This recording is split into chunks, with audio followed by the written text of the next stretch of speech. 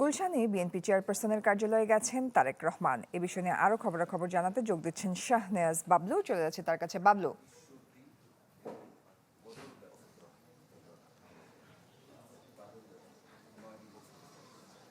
দৃষ্টি আসলে কিছুক্ষণ আগে বিএনপির ভারপ্রাপ্ত চেয়ারম্যান তারেক রহমান যে গুলশানের দলের চেয়ারপারসনের যে কার্যালয় রয়েছে সেখানে এসেছেন বলা যায় 12টার কিছুক্ষণ আগে। এখন প্রায় 20 মিনিটের মতো অতিবাহিত হলো। আমি যদি একটু দেখাই গুলশান কার্যালয়ের সামনে চিত্রটা, আইন শৃঙ্খলা বাহিনীর সদস্যরা এখানে রয়েছেন নিশ্চিত নিরাপত্তার মধ্যে। এখানে গণমাধ্যম কর্মী ছাড়া কাউকেই দাঁড়াতে দিচ্ছেন না।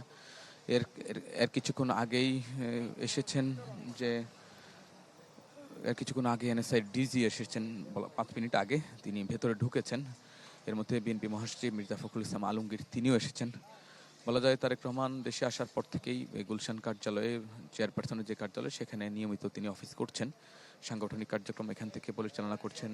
এর মধ্যে বিভিন্ন রাজনৈতিক দলের নেতৃবৃন্দ এখানে এসেছেন। আমরা দেখতে পাচ্ছি এনএসআইয়ের যেই কর্মকর্তা, সিএসএফ এর যে কর্মকর্তা রয়েছেন, তারাও গুলশান কার্যালয়ের সামনে অবস্থান করছেন।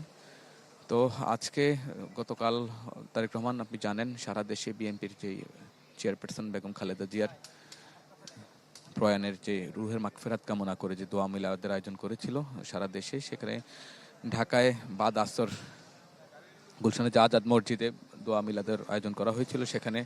সেখানে তারেক রহমান বিএনপি চেয়ারপারসনের কার্যালয়ে গেছেন তারেক রহমান। সেখানকার খবরাখবর জানছিলাম।